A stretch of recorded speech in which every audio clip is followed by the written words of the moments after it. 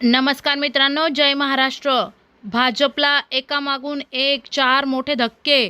कोणत्याही महत्त्वाची बातमी बघूया। भारतीय जनता पार्टीला विविध स्तरांवर धक्के बसले आहेत। राजकीय गळती।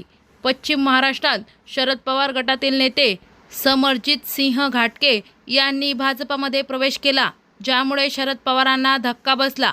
ऐन निवडणुकीच्या काळात चंद्रकुमार बोस यांनी भाजपचा राजीनामा देत तृणमूल काँग्रेसमध्ये प्रवेश केला। हा भाजपसाठी एक मोठा धक्का मानला जात आहे।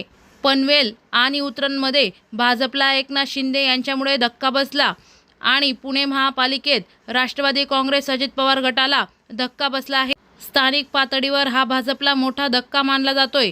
सुप्रीम कोर्टाने अरुणाचल प्रदेशमधील भाजप सरकारला मोठा धक्का दिला। मुख्यमंत्र्यांच्या नातेवाईकांच्या कंपन्यांच्या कथित भ्रष्टाचाराची सीबीआय चौकशी करण्याचे आदेश दिल्यामुळे आता हा देखील भाजपला मोठा धक्का मानला जातोय। तसेच पश्चिम बंगालमध्ये एका प्रादेशिक पक्षाच्या अध्यक्षाने राजीनामा दिला आहे, ज्यामुळे राजकीय वर्तुळात मोठी खळबळ उडाली। भाजपला पश्चिम बंगालमध्ये निवडणुकीत मोठा धक्का बसला आहे।